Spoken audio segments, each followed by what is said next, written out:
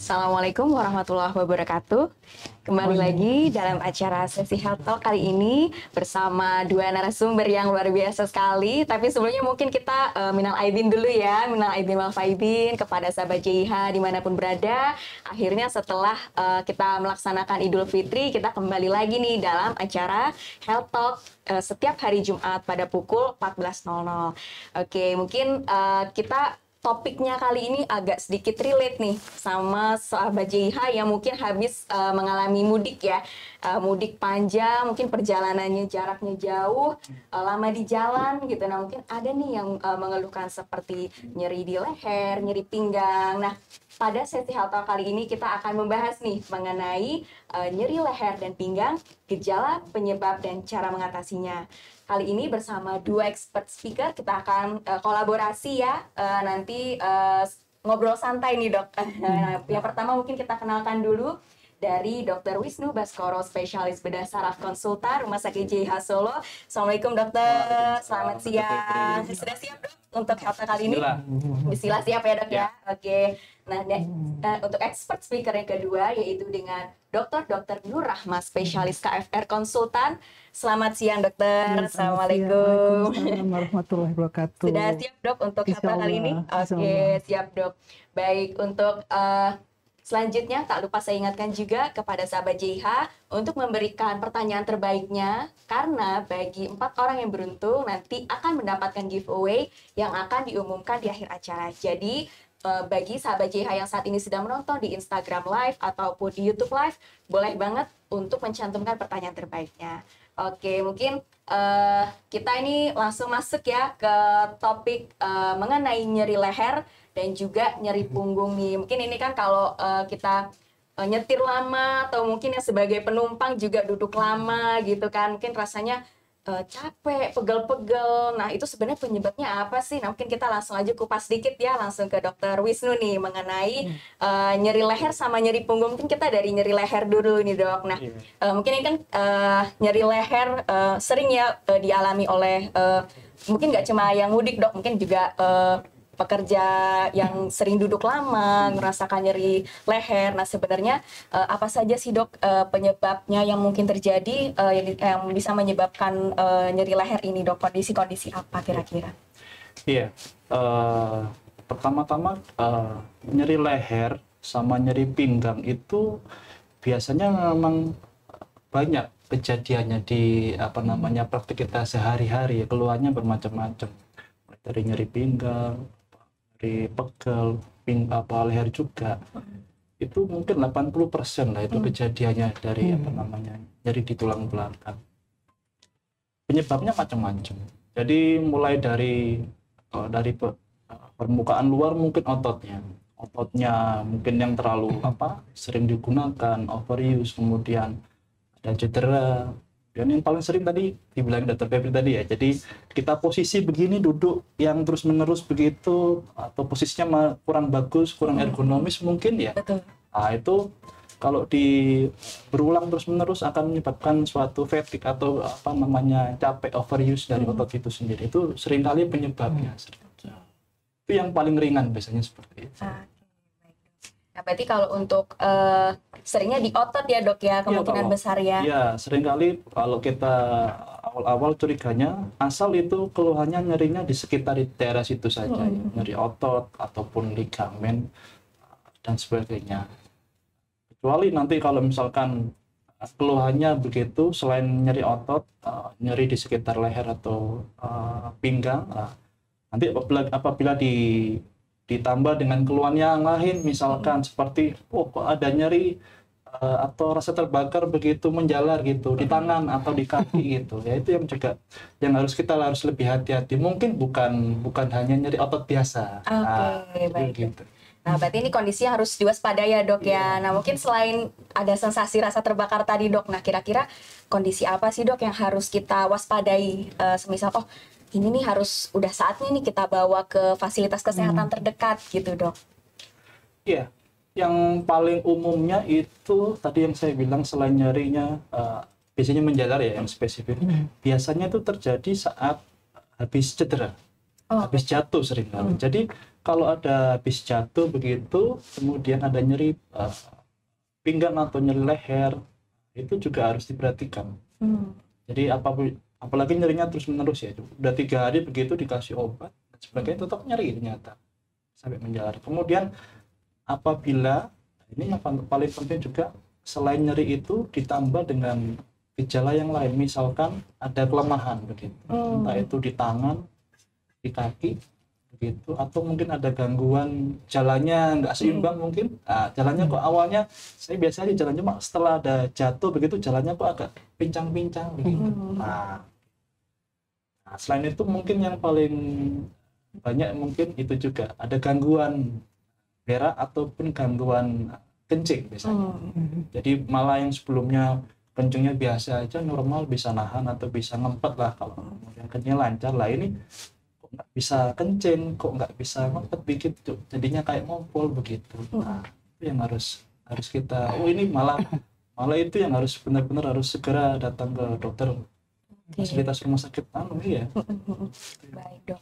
Nah mungkin tadi ya 3 kondisi utama ya dok ya yang harus waspada ya dok. Berarti setelah jatuh harus ada baiknya diperiksakan.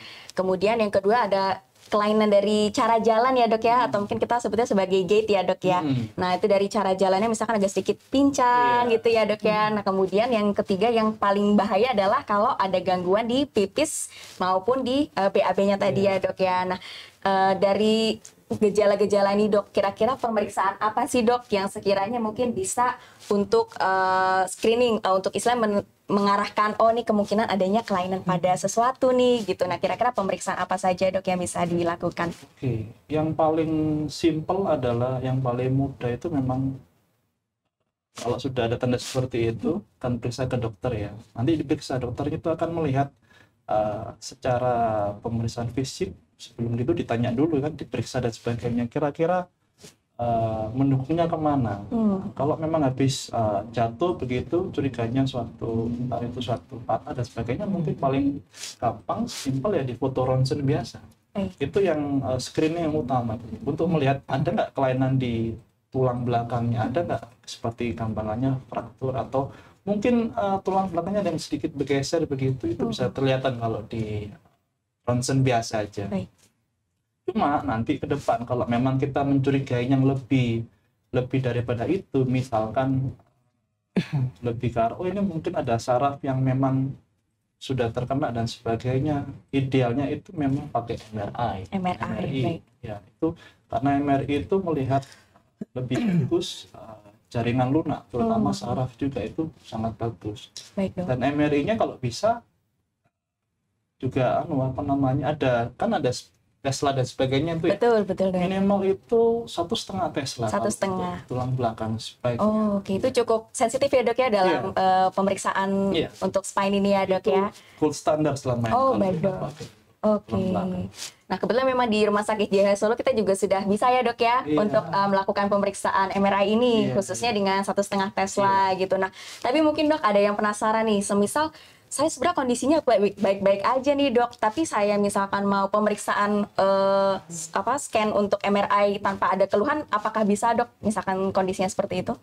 Tanpa ada keluhan? Tanpa ada keluhan, misalnya hanya untuk melihat kelainan gitu, bisa nggak dok kira-kira disarankan untuk seperti itu? Iya, kalau mau screening begitu, misalkan takut kenapa-napa, betul dok. Tapi adanya memang ada usia yang kita diberikan rentan untuk LBP. Jadi misalkan di atas 30 tahun itu atau 40 tahun lah, itu seringkali kan sudah degeneratif, kita tulang belakang dan sebagainya, seringkali sudah ada muncul di gambaran MRI. Cuma gambaran MRI itu biasanya mendahului gejala. Jadi mungkin MRI-nya ada bulging disc, ada HNP begitu, tapi mungkin nggak ada gejala. Jadi kalau kayak gitu mulai terlihat ya dok? Iya, nggak perlu dia-apakan kalau nggak ada gejala. Berarti nanti untuk sifatnya lebih ke observasi aja ya dok ya? Iya, jadi istilahnya lebih, ternyata ada seperti ini, jadi kita harus lebih aware. Nah jadi ternyata mungkin ada fun fact ya, nice to know nih, bahwa semisal kita mau scanning ya dok ya, untuk melihat kondisi tulang belakang kita, apakah ada istilahnya gangguan di semacam bulging, istilahnya penebalan ya dok ya, penebalan yang menjorok ke belakang ya dok ya, ke itu sehingga bisa menimbulkan rasa nyeri tadi. Nah ternyata melalui MRI tadi ini bisa terlihat walaupun belum muncul gejalanya. Nah mungkin ini bagi sahabat JH yang penasaran nih, misalkan mau coba, bisa juga ya dok ya untuk melakukan pemeriksaan ini. Tapi mungkin ada baiknya konsultasi dulu ya dok ya. Oke. Tapi mungkin kita sedikit bergeser dok, kita mau diskusi sedikit dengan Dokter Nur ya dok ya. Mungkin kita sudah sedikit overview dok mengenai gejala dan tanda yang harus diwaspadai ya dok ya. Mungkin dari sisi rehab medik dok, kira-kira penanganan apa sih dok yang dapat kita lakukan untuk menangani kondisi seperti nyeri pada leher, kemudian nyeri pada punggung ini dokter? Terima kasih Dokter Fevi ya, untuk sahabat JH. Assalamualaikum warahmatullahi wabarakatuh. Ya. Jadi kalau tadi kita membahas ya tentang nyeri leher dan nyeri punggung bawah ya. Jadi kalau kita amati dulu dari structure ya, dari struktur ya, dari postur ya. Kalau kita melihat dari tulang belakang itu sendiri, di mana dari ruas tulang leher itu terdiri 7, kemudian ada tulang punggung, ada yang atas, ada dan ada yang bawah ya, ada 12 ruas di sana dan ada 35 ruas yang di tulang punggung bawah. Penyebabnya tentu bermacam-macam. Tapi dari satu gejala atau simptom and sign kita bisa mengenali nyeri. Salah satunya adalah nyeri. Nyeri itu bagaimana? Ya, nyeri itu apa setempat? Apakah nyeri itu menjalar? Ya, atau nyerinya itu terus menerus, continue, atau mungkin dia hilang timbul atau intermittent. Nah, kembali dari simptom nyeri itu sendiri, kalau kita mengamati lagi, tentu harus kita secara anatomis untuk structure dari tulang belakang itu sendiri. Penyebabnya banyak, ya. Dalam kita melakukan mendeteksi kira-kira penyebabnya apa, tentunya tadi sudah disampaikan Dr. Wisnu dengan pemeriksaan diagnostik. Tapi kita juga harus melihat ya penyebab itu sendiri. Karena tadi nyeri apakah di leher, apakah di punggung atas atau punggung bawah, salah satu tanya ada karena ada kekakuan atau adanya muscle spasm ya. Itu satu. Kemudian yang kedua bisa karena dari tulangnya itu sendiri. Tadi mungkin sudah disampaikan. Oh ternyata di sana ada degeneratif, ya proses degenerasi atau mungkin ada suatu pengeroposan atau mungkin ada osteoporosis. Itu adalah merupakan suatu simptom dari nyeri juga. Kemudian yang tiga mungkin tadi sudah disampaikan, ya, mungkin ada HNP, ya atau mungkin ada suatu entrapment di sana di sarafnya. Dia juga nyeri. Terus kemudian ada juga penyebab trauma. Nah ya, jadi itu sebenarnya kita bedakan dulu nyeri itu sendiri apakah dia traumatik atau dia non traumatik gitu ya. Nah untuk yang non traumatik tentu sebabnya banyak. Kalau traumatik sudah jelas ya penanganannya tentunya dari Dokter Wisnu ya itu gitu. Tapi untuk yang non traumatik ini tentunya harus kita lihat lagi ya. Kemudian jangan lupa tentu adalah suatu infeksi tulang belakang ya ini ya. Jadi untuk TB ya tuberkulosis pada tulang belakang kasusnya juga cukup banyak ya itu. Nah dari berbagai aspek penyebab ini kausa penyebab harus ditegakkan dulu ya diagnostik ya penyebab harus benar ya. Nah tinggal kita bagaimana untuk menata laksanaannya itu sendiri ya. Nah jadi nyeri itu sebabnya banyak. Kemudian yang juga sangat penting di sini adalah faktor biomekanik ya. Tadi ya. Faktor biomekanik. Jadi seorang yang tadi mungkin habis mudik ya, kemudian duduk lama ya, tadi terus menerus dia akan menyebabkan muscle ya, ototnya akan kaku gitu ya. Jadi faktor biomekanik, jadi faktor kursi saja akan bisa menyebabkan dia back pain gitu ya, waktu duduk terus. Tidak hanya untuk duduk yang terus-menerus, berdiri saja terus-menerus pasti akan dia menyebabkan nyeri pada tulang belakang. Nah ini tentunya harus kita cermati. Faktor biomekanik itu termasuk pekerjaan seseorang juga akan sudah banyak sekali riset penelitian yang dilakukan ya terkait dengan pada nyeri tulang punggung ya. Jadi tulang punggung itu kan tadi ya, jadi strukturnya mulai dari leher sampai di tulang punggung bawah. Nah, kemudian kalau dari kami dari rehab ya, dari rehabilitasi medik, yang pertama tentunya di sini adalah pemeriksaan ya, pemeriksaan physical examnya tentu, dan kita menegakkan bagaimana membuat suatu assessment ya nyeri itu sendiri ya berpangkal dari mana. Nah, itu ya. Nah, tadi faktor-faktor tadi penyebab harus ditegakkan, penyebabnya harus benar ya, harus pasti. Jadi kita dalam memberikan terapi fisik, kita di rehab adalah terapi fisik. Di mana terapi fisik, physical therapy itu terdiri kami adalah dari terapi modalitas dan exercise ya. Jadi terapi modalitas kami di JIH di sini sudah cukup banyak ya, bagus ya. Jadi ada yang superficial hitting, ada yang deep hitting ya, ada diathermy ya, kemudian ada TENS dan juga untuk exercise penting sekali dan kita memberikan suatu treatment ya untuk penata laksanaan nyeri pada tulang punggung ya. Nah, tadi faktor biomekanik tadi tentunya harus bisa kita telusur ya, ini kira-kira apa yang menyebabkan. Misalnya dengan tadi posisi tidur saja ya, itu yang sering terjadi ya. Posisi tidur atau mungkin bantalnya terlalu tinggi atau terlalu rendah, pasti dia akan menyebabkan di sini ya, di otot-otot di sekitar leher ya, cervical muscle spasm misalnya, contohnya demikian. Kembali untuk treatment ya, untuk nyeri pada tulang punggung ya. Jadi tulang punggung itu kan ada yang atas dan ada yang bawah ya. Treatment kami kembali adalah terapi fisik, terapi modalitas dan exercise. Tentunya itu harus dievaluasi ya. Bagaimanapun kita tentunya harus bekerja sama dengan multidisipliner ilmu yang lain ya. Ini penting sekali. Jadi dalam kita memberikan suatu treatment tentu harus ada follow up yang baik ya. Tentunya kalau nyerinya itu tidak sembuh-sembuh, tentunya harus kita referral ke disiplin ilmu yang lain ya itu. Kemudian juga edukasi lainnya tentunya harus kita berikan ya, kebiasaan-kebiasaan dia tadi ya. Dan yang kalau kami amati cukup banyak ya kasus. Jadi kasus itu kan kalau yang degeneratif sudah jelas ya faktor usia. Tapi yang usia muda pun ternyata banyak juga datang dengan nyeri leher, dengan back pain dan sebagainya. Tapi tentunya itu harus kembali untuk etiologi kausa untuk kita menegakkan diagnostik supaya kita memberikan treatmentnya dengan tepat. Kemudian juga yang harus kita perhatikan adalah perawatan. Nah ini ya, perawatan tulang punggung. Perawatan tulang punggung itu sangat penting sekali.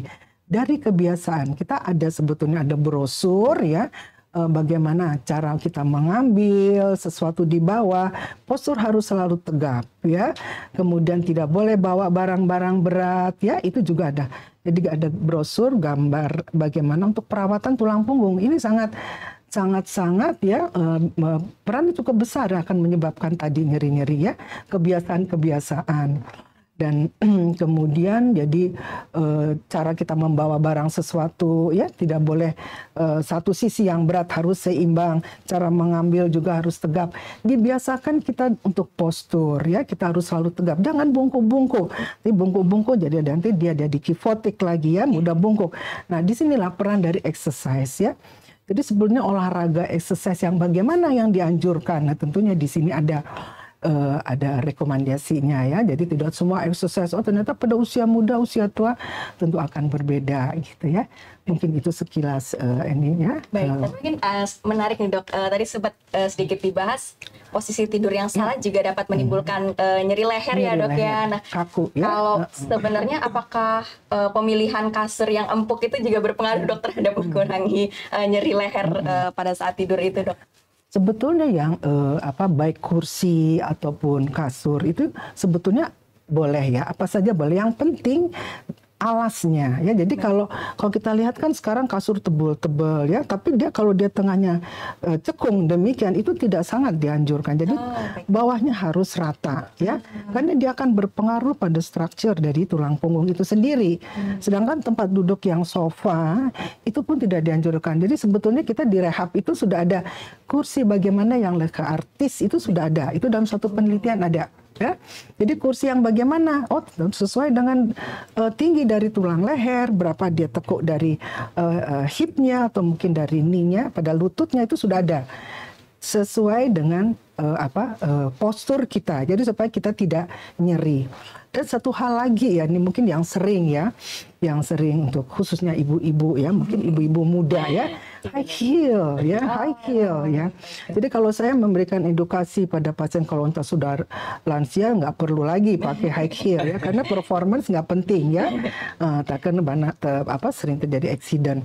Tapi kalau untuk yang usia muda, kenapa ya high heel itu dia akan menyebabkan back pain ya. Jadi kalau kita memakai high heel, apalagi yang sekian senti, runcing lagi, itu sangat tidak direkomendasikan. Karena dia akan mendorong postur dari punggung bawah, dia akan ke depan ya. Nah, menyebabkan dia terus-menerus dia akan menyebabkan suatu stressing di daerah lumbosakral itu, dia akan nyeri di sana ya. Jadi postur yang mendorong ya dari punggung bawah ke depan. Jadi sebetulnya kita ada suatu titik maya dalam tubuh kita. Apakah dia ke depan, apakah dia ke belakang atau ke kanan samping kiri, contohnya skoliosis ya. Itu dia pasti akan nyeri. Nah, kembali pada high heel ini. Jadi sebetulnya bagaimana yang dianjurkan supaya penampilan juga bagus gitu mungkin ya. Ya kita dianjurkan untuk heel itu yang kotak saja ya, bukan yang runcing. Ya saya rasa 3-4 cm cukuplah untuk mengkompensasi supaya tidak terlalu pendek mungkin gitu ya. Mungkin ya gitu. Jadi tadi kasur yang penting bawahnya rata gitu ya. Baik, Dok. Apalagi kalau usia semakin lanjut ya Dok ya, mungkin juga itu juga harus diperhatikan ya Dok ya, supaya tetap tulang belakang juga tetap aman gitu Dok. Baik, mungkin kita sedikit seling ya dokter. Ini ada pertanyaan dari beberapa sahabat JIH. Mungkin kita langsung kupas sedikit ya dokter. Yang pertama dari @nita_yunita. Dokter izin bertanya, ayah saya didiagnosa dengan rheumatoid arthritis. Beliau sering merasakan nyeri pinggang dan juga leher. Bagaimana pengobatannya ya dokter? Apakah bisa disembuhkan kondisi rheumatoid arthritis ini? Baik, mungkin dari dokter Wisnu dulu ya dok. Ya, rheumatoid arthritis atau kita ngomonginnya itu RA ya. RA itu memang salah satu penyebab dari suatu nyeri pada tulang belakang yang entah itu di ataupun di pinggang. Karena kalau kita ngomongin RA atau rheumatoid arthritis berarti dia ada peradangan memang di persendian.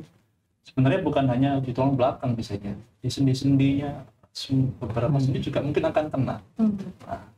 Nah, memang mungkin keluhannya kan sebagian besar juga di tulang belakang.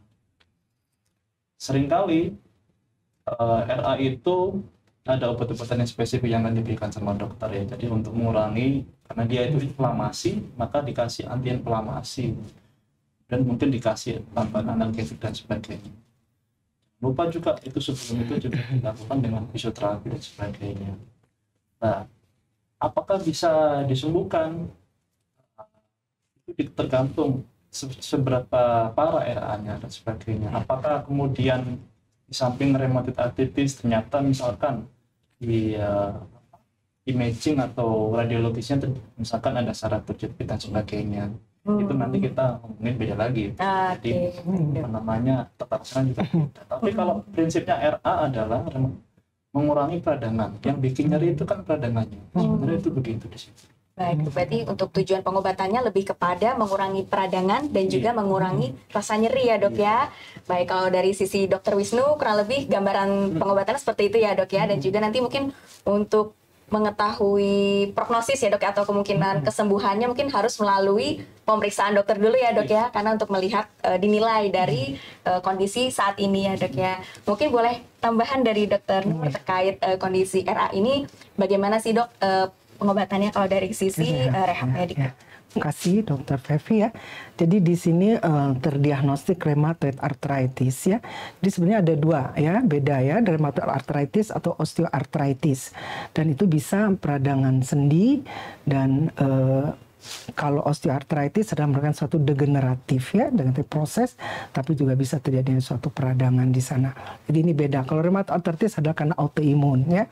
Jadi kembali di sini simptom gejalanya adalah nyeri ya. Nyerinya tadi sudah diatasi apa dengan oral medikamentosa, dan kami dari rehab tentunya memberikan terapi dengan terapi modalitas dengan alat ya. Nah, kemudian yang harus kita perhatikan, kalau terjadi hanya suatu rheumatoid arthritis, apakah ada suatu deformitas pada tulang belakang? Nah, ini juga tentunya harus kita treat ya. Itu ya. Jadi kalau misalnya di sana ada suatu deformitas ya, atau jadi kelengkungannya mungkin sedikit agak miring ya, tentunya kita memerlukan ortesa, di sini korset ya. Jadi korset di sini dari rehab itu adalah untuk stabilisasi, tapi juga sebagai reminder dan juga untuk mengurangi nyeri gitu ya. Jadi pemberian korset itu juga perlu ya, tentunya harus kita perhatikan kira-kira dia terjadi adanya suatu deformitas di tulang belakang itu yang mana gitu ya. Itu. Nah, jangan lupa juga tentu adalah exercise ya. Nah, untuk exercise kita sebenarnya sudah ada patokannya, terdiri dari latihan untuk stretching ya, untuk peregangannya ya. Jadi untuk exercise di tulang belakang, kan yang kedua adalah strengthening ya, penguatan. Jadi penguatan di sini adalah untuk penguatan otot-otot. Kita ada teknik-tekniknya. Sebenarnya saya juga ada brosur. Biasanya kalau pasien saya berikan itu ya, Dokter Fevi ya, itu untuk mereka supaya bisa melakukan exercise-nya di rumah gitu ya. Mungkin itu. Baik, semoga bisa menjawab pertanyaan untuk Ibu Nita ya. Mungkin sedikit Dokter Wisnu untuk terkait dengan penata laksanaan ya Dok ya, untuk kondisi nyeri leher dan pinggang. Mungkin ini tadi sudah disinggung sedikit ya Dok ya. Nah, kadang mungkin ada yang bertanya-tanya nih Dok, kira-kira yang butuh tindakan operatif tuh yang seperti kondisi apa sih Dok gitu. Nah, apakah bisa dengan tanpa tindakan operatif tadi? Nah, mungkin boleh sedikit pencerahannya Dokter, mungkin bagi yang bertanya-tanya nih, kira-kira tindakan apa saja, kondisi apa saja yang memang itu membutuhkan tindakan, atau mungkin kondisi apa saja yang kira-kira tidak perlu tindakan, seperti itu Dok. Iya, pasti Dokter. Jadi sebenarnya beruntungnya kita itu kalau nyeri tadi saya bilang LBP atau nyeri pinggang di leher ataupun di pinggang ya, itu malah enggak banyak yang untuk operasi harusnya. Harusnya seperti itu, secara tadi saya probabilitas seperti itu, 80% mungkin enggak perlu operasi, hanya sekitar 10-15% yang harus operasi ya. Cuma memang yang harus kita pilih adalah mana ini yang harus operasi. Itu begitu. Jadi seringkali saya bilang, kalau sudah ada gangguan, sudah ada tanda, kalau kita ngomong itu, kalau jelaskan ke pasien tanda sudah, oh ini alarm, tanda yang ini bahaya nih, kalau tidak kita serta lakukan tindakan gitu, akan bertambah buruk apa itu ke depannya. Misalkan tadi saya bilang, selain tadi nyeri pinggang atau nyeri leher, ya ada nyeri yang menjalar, namanya radikulopatia. Itu kayak strum gitu, tapi spesifik dia di mana. Mungkin dari leher begitu sampai ke jari, ataupun dari pinggang sampai ke ujung telapak kaki dan sebagainya. Itu spesifik berarti. Kemudian selain itu, tadi misalkan habis jatuh begitu, nyeri, kemudian dikasih obat, nggak sembuh. Hari kemudian difoto ternyata ada yang patah begitu, ada yang tulangnya bergeser dan sebagainya. Nah, kalau kayak gitu memang harus ada tindakan. Dan tadi saya lupa, jadi yang banyak sekarang juga itu kanker atau tumor. Jadi itu juga harus diperhatikan, karena semakin kesini kejadian tumor dan sebagainya, itu kanker itu semakin banyak. Jadi tulang belakang sama otak itu salah satu istilahnya tempat berkumpulnya metastase kita ngomongnya. Jadi ada tumor atau kanker dari organ lain begitu, misalkan dari paru, kalau laki-laki mungkin dari prostat dan sebagainya. ternyata dia nyebarnya ke tulang belakang atau otak. Itu sering kali begitu. Karena keluhannya mungkin nyeri aja, nyeri tapi mungkin nyeri terus menerus biasanya. Setelah pengobatan masih ada keluhan lagi seperti itu ya dok? Di MRI baru kelihatan. Kemudian yang paling penting itu kalau kita ngomong namanya cauda equina syndrome. Jadi dia mungkin awalnya biasanya mungkin hanya nyeri biasa begitu ya. Kemudian lama-kelamaan diobati dan sebagainya, dia nyerinya progresif. Lama-lama tiba-tiba dia kemudian tadi kencingnya susah misalkan. Kemudian ada kelemahan kakinya dan sebagainya. Ternyata kok tidak bisa jalan dan sebagainya, kok jalannya jadi aneh begitu. Dan biasanya lagi di sekitar mungkin kelamin ataupun di daerah anusnya itu mati rasa biasanya. Itu harus hati-hati. Itu yang harus emergency. Jadi itu yang harus dilakukan tindakan segera. Terus biasanya pasien ada gini, dok bisa nggak sih nggak dioperasi? Iya betul. Gitu ya, bisa sih nggak dioperasi, bisa. Cuma tadi itu saya bilang, jadi harus ada kriterianya. Jadi memang saya bilang, kita bilang kalau operasi, oh ini harus operasi, oh ini masih bisa nggak dioperasi, oh ini masih bisa diobati sama remedi dan sebagainya masih bisa. Cuma memang kita nanti menilai di situ dan sebagainya. Biasanya kalau memang nggak pengen operasi dan sebagainya, ada pilihannya. Misalkan kita ngomongin manajemen intervensi pain dan sebagainya, intervensi nyeri dan sebagainya, kita kasih obat begitu lewat tulang belakangnya begitu, atau misalkan radiofrekuensi dan sebagainya bisa.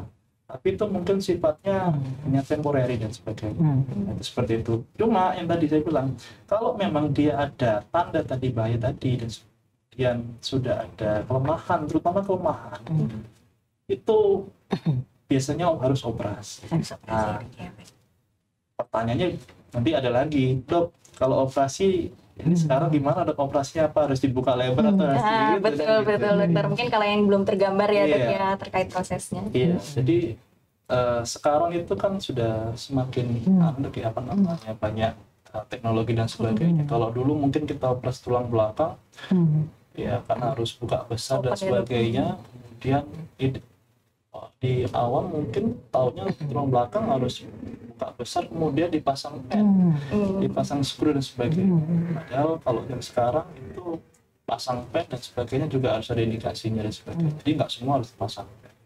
Malah sekarang kita harus ngikutin apa namanya perkembangan zaman juga. Kalau memang tidak perlu dipasang pen, cukup dilakukan minimal invasif begitu ya kita kerjakan pakai mikroskop ataupun pakai endoskopi ya kita kerjakan. Asal memang apa namanya sesuai, ini pasiennya cocok gitu, kemudian hasil fotonya sesuai. Dia tanya, dok bisa nggak sih semuanya di endoskopi, bisa di mikroskopi? Lah itu lagi nanti. Jadi enggak, kalau saya bilang teknik tindakan atau pemilihan tindakan yang akan kita pilih itu memang satu tergantung dari pasien itu sendiri sebenarnya. Jadi nggak bisa disamaratakan, oh ini semuanya tindakannya harus begini, nggak bisa. Karena pasien itu juga keluhannya beda-beda. Atau mungkin keluhannya sama tapi ternyata imagingnya hasilnya beda. Nah itu yang mungkin nggak kita pahami. Jadi nanti kita akan diskusikan ke pasien, oh ini mungkin pilihan yang terbaik begitu untuk pasien dan sebagainya. Yang harus kita komunikasikan. Baik dok, berarti memang untuk tata laksana kepada pasien dan juga teknik operatifnya bagaimana itu sangat personal ya dok ya sifatnya ya. Jadi memang ada baiknya untuk terkait hal ini konsultasi lebih dulu ya dok ya, dan juga dilakukan serangkaian pemeriksaan untuk menentukan tindakan seperti apa yang tepat dan sesuai. Tapi mungkin menarik juga nih dok mengenai teknologi endoskopi ya dok ya. Berarti sekarang kalau di JH sendiri sudah mulai ini dok? Ini sedang kita apa namanya bangun, insya Allah sih sudah bisa kita kerjakan. Oke, baik dok. Wah jadi menarik ya dok ya mengenai minimal invasif untuk operasi dengan endoskopi tadi ya dok ya. Baik. Oke, mungkin ini bisa jadi nice to know juga nih buat sahabat JH ya, kita juga mulai mengembangkan ke arah sana gitu. Harapannya juga nanti hasil operasinya bisa lebih optimal ya dok ya, harapannya. Baik. Mungkin kita sedikit selingan dokter mengenai pertanyaan dari sahabat JH dari @Trista_Heni. Selamat siang, izin bertanya, kebetulan saya sering nyeri pinggang, apalagi setelah bangun tidur. Pinggang sebelah kiri itu terasa sakit dan juga sulit digerakkan. Apa bedanya dengan nyeri dengan apa itu? Nyeri dengan saraf ya? Baik. Saraf mungkin Iya. Saraf mungkin ada. Saraf ya nyeri. Baik, mungkin dari Dokter Wisnu dulu, Dok. Oke, itu saraf maksudnya ya? Iya, Sepertinya dokternya nyeri di saraf. sana. Ya. Saraf itu nama orang. Ya, oke, dari Rista ini ya. Jadi ini pertanyaan yang benar juga. Yang pertama adalah saya harus tanya dulu ke Mbak Rista ya, jadi atau Bu Rista saya juga. Jadi seberapa sering seberapa sering frekuensinya dia seperti ini begitu. Sebenarnya nggak normal juga kalau kita kemudian bangun tidur kemudian nyeri pinggang terus menerus ya dok ya. Nah, itu juga harus kita cari tahu juga seberapa sering dan sebagainya, apakah kemudian hanya sebelah kiri saja dan sebagainya, sebelah kiri aja, kemudian posisi tidurnya tadi seperti apa sebagainya. Itu yang harus kita tanyakan mengenai bedanya dengan nyeri saraf bagaimana. Tadi saya bilang kalau nyeri saraf itu, kalau kita ngomongin radikulopatia ya namanya istilah di medisnya, itu memang khas biasanya. Khasnya apa tadi itu saya bilang, jadi saraf kalau radikulopatia itu spesifik dia kemana. Seringkali itu satu sisi bisa tapi mungkin tidak umum, bisa aja, tapi seringkali saraf terjepit itu mungkin paling sering satu sisi ya, biasanya begitu. Jadi mungkin kanan atau kanan kiri mungkin, tapi ada dominan satu sisinya begitu. Dan itu memang paling umumnya itu dia menjalar di spesifik dia di mana saraf itu istilahnya untuk inervasinya di situ. Kalau kaki paling sering itu kalau saraf terjepit itu paling sering di lumbar 551 doknya di situ, karena dia paling bawah di situ. Bebannya paling banyak di situ, paling berat di situ. Makanya seringkali ada keluarnya paling kalau nggak 45 ya 51. Secara kita tutup mata begitu bisa nebak. Cuma harus dipastikan dulu klinisnya benar nggak di situ 45 atau 51 begitu. Memang ke situ. Oke, baik, ini memang harus digali lagi ya dok ya, dari kondisi pasiennya. Mungkin ada sedikit tambahan dari Dokter Nur mengenai kondisi Ibu Rista Heni ini. Ya, jadi menarik ya dari Ibu Rista ya. Jadi tadi, apakah nyeri itu timbul hanya pada waktu bangun tidur? Apakah dia waktu duduk dia berdiri? Apakah waktu berdiri dia duduk? Apakah waktu dia jongkok? Pada perubahan posisi yang bagaimana? Gitu. Jadi kita harus melihat sifat nyeri itu sendiri. Spesifikasi nyeri itu bagaimana? Tadi sifatnya dari iritasi radikuler yang dia akan menjalar. Ya. Tadi apa terus-menerus hilang timbul. Tentunya kita harus bisa melihat jadi sifat nyeri itu sendiri. Ya, jadi perubahan posisi itu penting ya. Untuk melihat kira-kira nyerinya itu berasal dari mana. Ya, karena banyak juga yang back pain, yang nyeri punggung bawah itu bisa karena dari organ visceral lainnya gitu ya. Misalnya orang renal kolik gitu ya, kolik, tiba-tiba dia bisa juga akhirnya nyeri punggung bawah.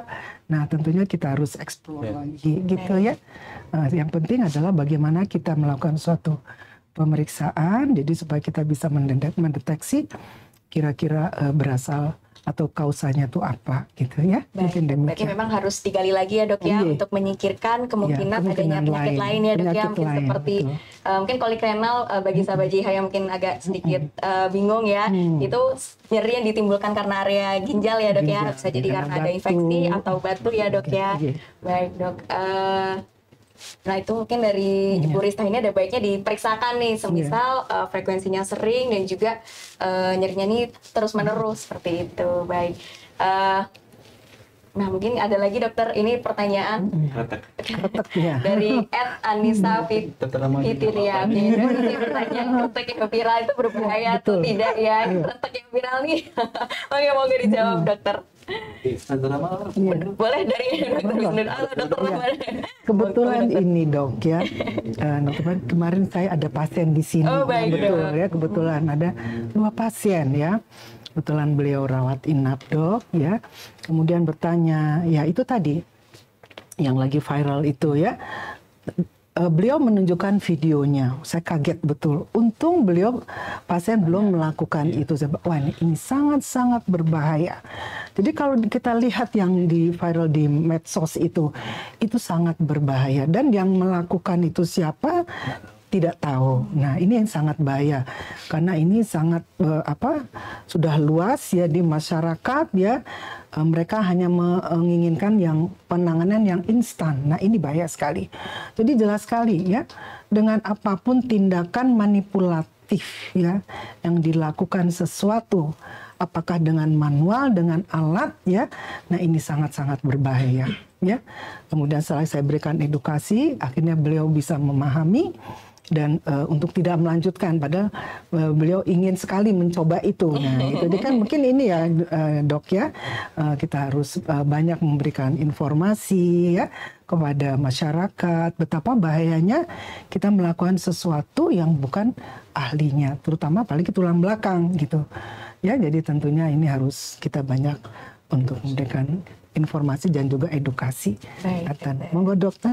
Monggo dokter, mungkin ada tambahan dok. Banyak juga itu kayak gitu memang. Jadi ya memang kan sekarang itu yang viral yang istilahnya yang paling laris. Betul, betul dokter. Jadi ya, kembali lagi kalau dari kami sih, jadi kalau apapun penanganannya itu harus sesuai dengan keahliannya dari kita sebenarnya. Kalau saya sebenarnya pada pribadinya sih tidak kurang setuju sebenarnya kalau kita mau dan sebagainya ya.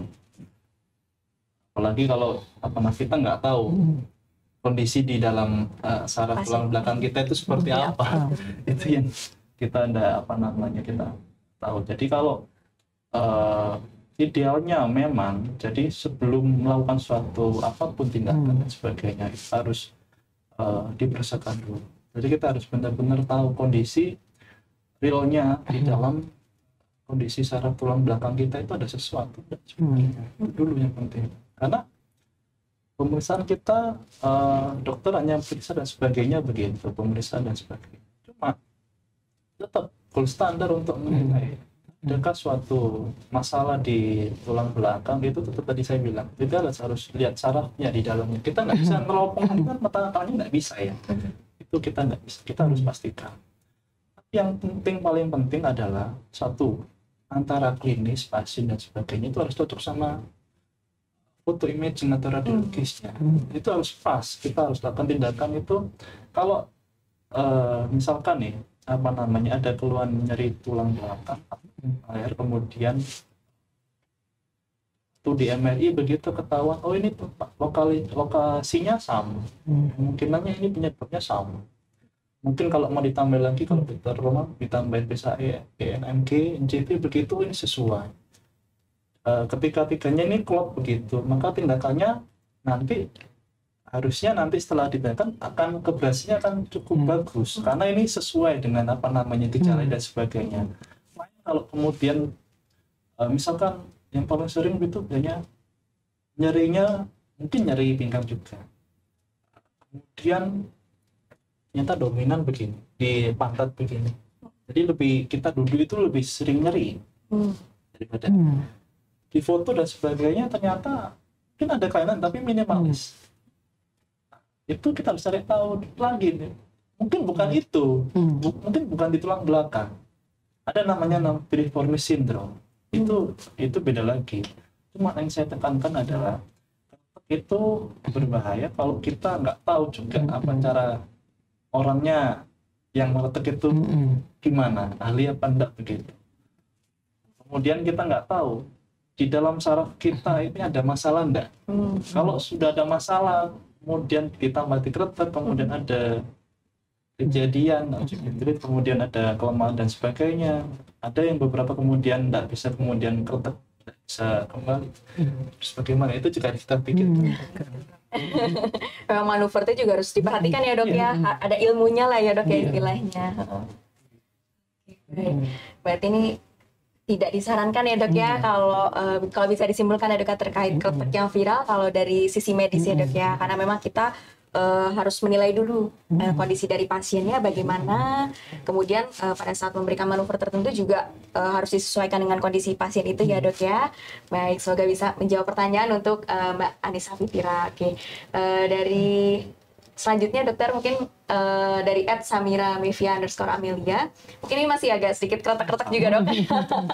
Ini kali ini biasa kretek leher ya dok. Apakah sering keretakan leher bisa menyebabkan masalah pada otot leher dok? Ini efek yang ditimbulkan ya dok ya ketika sering keretakan leher itu apa sih yang memungkinkan gitu? Mungkin dari dokter Sendudwa atau dokter Rahmat, silakan dokter. Boleh dokter. Ya, ini memang paling sering ya, biasanya bapak-bapak ya. Jadi kalau habis cukur jenggot langsung dikretek-kretek ya. Nggak marem kalau nggak dikretek nih ya. Jadi kalau dari kami itu sangat berbahaya ya dan tidak dianjurkan karena untuk latihan di tulang leher kita ada sendiri ya, latihan ya seperti isometrik dan lain sebagainya, latihan untuk luas gerak sendi dan sebagainya, tapi tidak dengan melakukan suatu tindakan yang menyebabkan overstretch di sana ya. Jadi sangat tidak dianjurkan ya, itu biasanya bapak-bapak yang bertanya, nggak marem ya gitu. Kalau saya bilang kalau mau kretek-kretek gimana jari-jari kretek ya silakan, tapi jangan di arah leher karena ini sangat-sangat berbahaya ya. Mungkin demikian. Kalau efek yang mungkin ditimbulkan dokter kalau dari yang kretek-kretek. Ya, jadi tadi saya setuju sama kita Pak. Apalagi yang di leher ya. Leher itu kalau kita bisa bilang secara apa namanya, kalau ada suatu masalah misalkan di leher begitu, tapi keluhannya kemungkinan nggak hanya di leher, di leher ke bawah itu akan kena, jadi kelumpuhan dan sebagainya. Itu yang harus kita perhatikan mengenai apa namanya masalah pada leher. Ya bisa aja, sangat bisa sebenarnya, bisa saja ya. Oke, berarti untuk mengkretekkan leher ini ada efeknya juga pada otot leher ya dok ya, kalau sering dikretek-kretekan itu ya. Baik, oke, mungkin kita sedikit lanjut lagi dok untuk ke pertanyaan berikutnya ya dok ya. Dari @aseng8411, dok, penyebab encok pada pinggang yang datang terus-menerus bisa berakibat fatal jika didiamkan. Apakah ini termasuk cedera parah? Oke, mungkin dari Dokter Wisnu. Oke, jadi encok kita ngomongin encok berarti kan jadi pinggang. Jadi pinggang, betul dokter. Tadi saya bilang kalau dia terus-menerus, seberapa lama dia? Kalau sudah kronis begitu, kronis itu kalau kita ngomong lebih 3 bulan. Lebih 3 bulan, kemudian ternyata tetap harus minum obat-obatan dan sebagainya. Ada baiknya diperiksakan. Apalagi kalau misalkan tadi keluarnya bukan hanya encok aja ya, jadi misalkan ada sebab yang lain begitu, yang apa? Ada gejala yang lain maksud saya. Harus lebih baiknya diperiksakan supaya lebih dipastikan. Jadi kita bisa lebih tentu. Masalahnya adalah orang awam itu seringkali mungkin kalau kita tanya begitu, kenapa aku datangnya telat begitu, sampai ada kelemahan dan sebagainya. Jawabannya saya takut periksa, takut ketahuan. Jadi ketahuan penyakitnya itu takut maksudnya. Jadi takut akan ketahuan penyakitnya. Jadi terus gimana kan begitu. Jadi memang nggak usah takut sebenarnya. Jadi kalau dari kami semakin dini diketahui penyebabnya, penyakitnya, makin semakin awal kita tangani, insya Allah semakin bagus ya dok, semakin bagus. Daripada pasien datang kemudian datang dengan kondisi sudah apa namanya nyeri atau telat, itu tindakan yang kita akan kerjakan itu juga apa namanya mungkin prosesnya tidak akan terlalu cepat daripada yang ini masih dini, masih kita bisa lakukan intervensi yang lain bisa gitu. Jadi intinya kalau ada keluhan begitu, semakin cepat bisa semakin ketahuan penyakitnya semakin bagus. Jangan ditunda-tunda. Nanti untuk menentukan kesembuhannya juga ya dok ya. Baik, oke. Mungkin dari dokter ada mau sedikit tambahan dok? Ya, jadi sama ya dokter Ferni ya. Jadi as soon as possible ya, gimana pun ada satu gejala walaupun hanya minimal ya, tetap kita harus waspada ya. Tadi Dokter Wisnu menyampaikan karena sekarang kasus cancer cukup banyak ya dok ya. Kami banyak mendapatkan juga untuk pasien dengan nyeri dengan bone meta ya. Jadi metastasis ke tulang belakang ya. Itu salah satu simptomnya adalah juga nyeri dan disertai dengan kelemahan ya pada anggota gerak. Nah, jadi itu tadi, apapun nyeri itu kita tidak bisa anggap sepele ya. Jadi tentu harus segera dikonsulkan kepada dokter ya, supaya juga penanganannya lebih cepat dan lebih tepat. Gitu. Mungkin itu saja. Ya. Oke, nah mungkin kita sudah membahas banyak sekali ya dok ya seputar nyeri leher dan juga nyeri punggung. Mungkin menuju akhir sesi Health Talk kali ini mungkin ada sedikit ini dokter untuk bagaimana sih dok upaya yang tepat untuk mencegah terjadinya kondisi nyeri leher ataupun nyeri punggung ini dok. Mungkin monggo dari dokter Wisnu dulu dok. Oke. Nanti kalau saya kurang kita boleh nanti dari dokter. Baik dok. Tadi kita ketahui bahwa nyeri leher atau nyeri pinggang, nyeri pada tulang belakang itu seringkali berkaitan dengan satu pekerjaan kita. Yang berikutnya mungkin paling banyak adalah istilahnya aktivitas kita juga sehari-hari. Jadi yang pertama adalah aktivitas kita, misalkan pekerjaan kita duduk dan sebagainya, ini pekerjaan kantoran begitu, itu mungkin kalau duduk jadi tiap berapa jam gitu, 2 jam lah paling lama itu kita harus bergerak. Itu penting sekali. Jadi ada namanya stresor ringan tapi repetitif itu juga terus menerus berapa jam setiap hari itu juga akan mempengaruhi kita, bikin nyeri pinggang. Itu salah satu. Kemudian berikutnya kalau kita overweight gitu ya, jadi mungkin agak gemuk begitu, itu juga akan mempengaruhi tulang belakang kita karena semakin gemuk kita, semakin berat badan kita tidak ideal, maka tulang belakang yang menopang tubuh itu juga semakin stresnya semakin tinggi. Nah, itu yang bisa menyebabkan salah satu timbul keluhan. Yang berikutnya ini pada kita adalah merokok.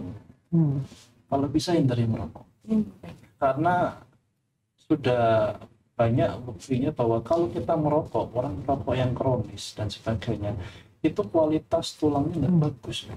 Jadi pada usia tertentu yang misalkan kita usia 40 tahun itu belum porotik ya tulangnya, itu ternyata udah porotik kalau kita lihat dari foto gitu. Terus kemudian gampang terjadi degeneratif karena merokok itu kan ya apa namanya aging, salah satu agingnya itu degeneratif semakin. Dan kalau dari berikutnya adalah apa namanya harus latihan. Latihan itu kalau kita mau apa namanya terhindar atau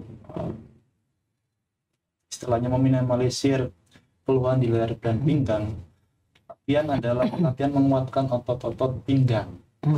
Itu bagus, misalkan plank dan sebagainya, itu berenang. Makanya seringkali kita berenang bagus karena berenang itu melatih otot pinggang dan sebagainya.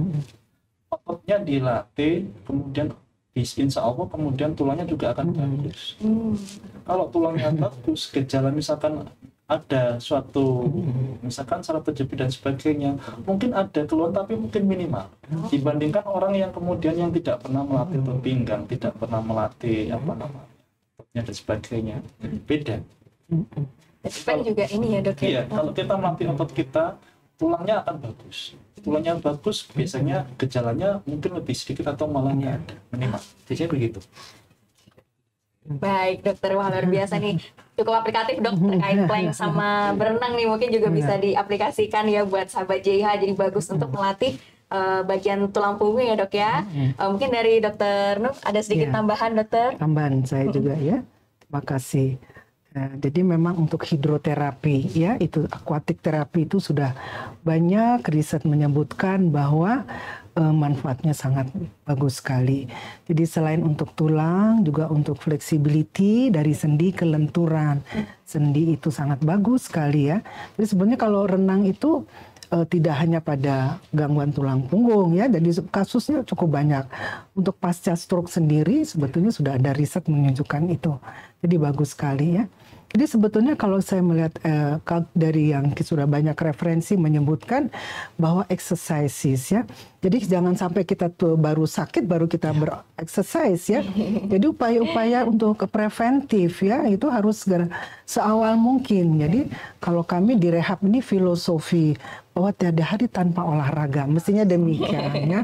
luar biasa. Jadi sampai ada yang bilang, wah kalau direhab tuh nggak boleh gemuk. Oh, tapi paling susah ya untuk faktor obes. Jadi sampaikan untuk faktor kegemukan ya memang itu sangat besar sekali ya pengaruhnya untuk gangguan di tulang belakang ya.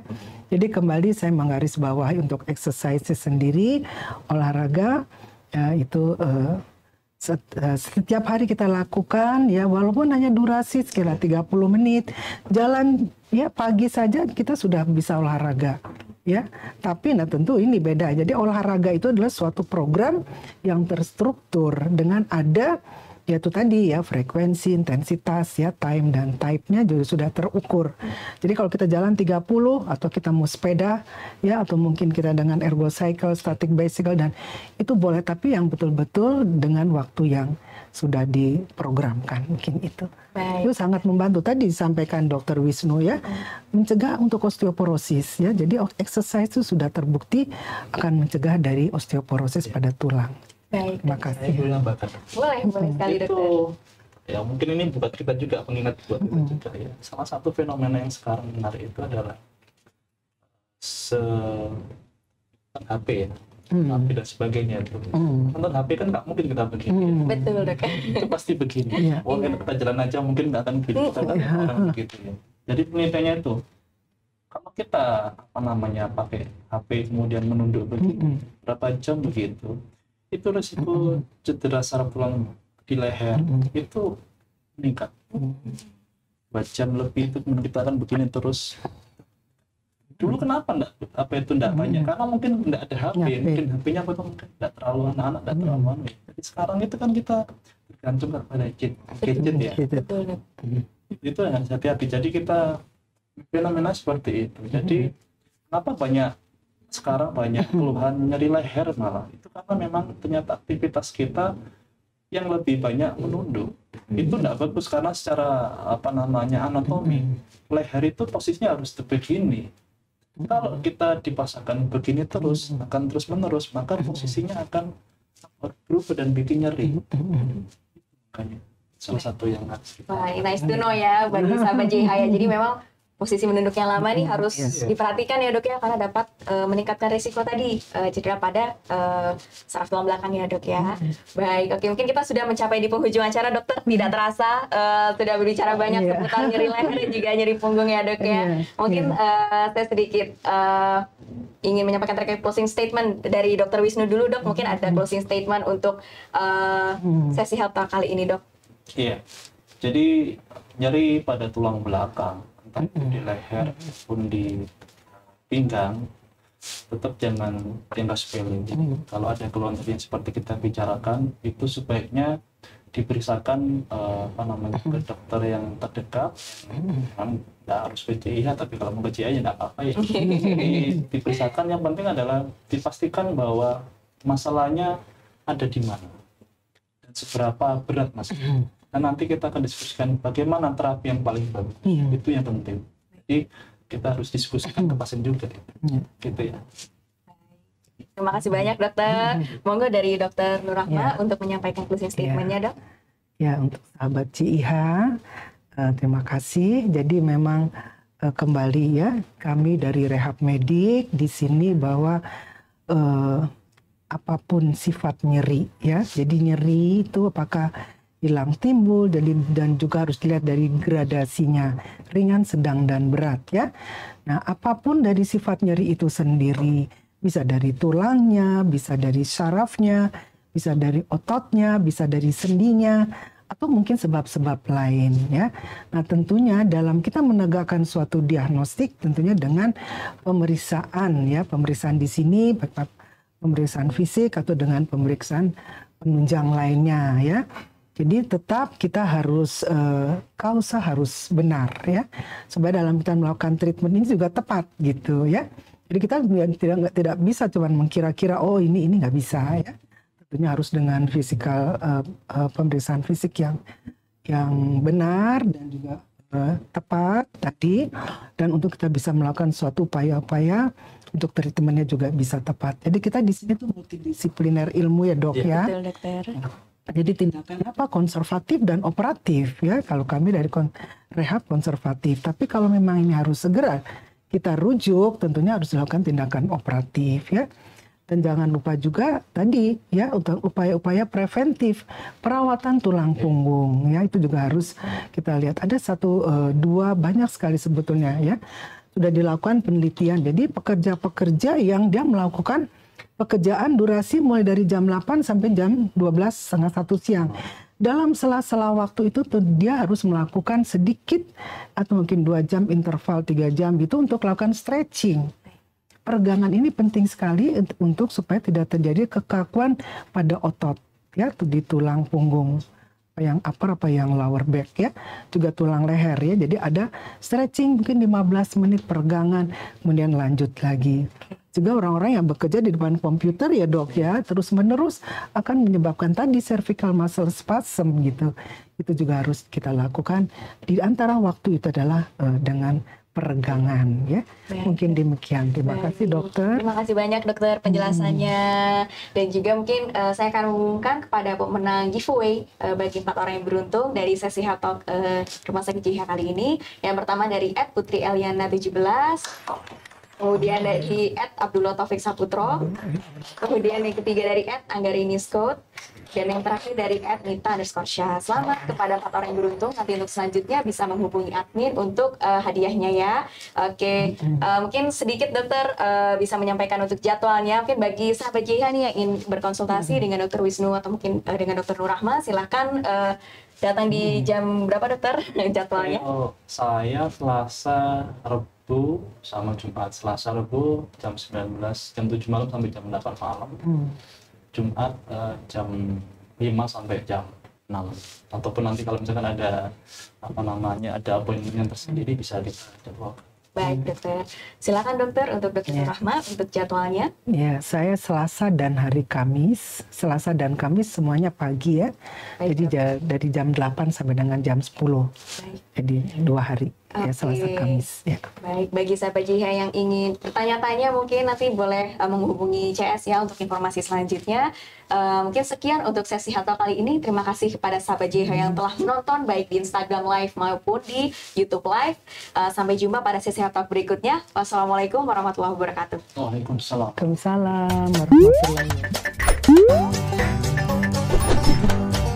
wabarakatuh.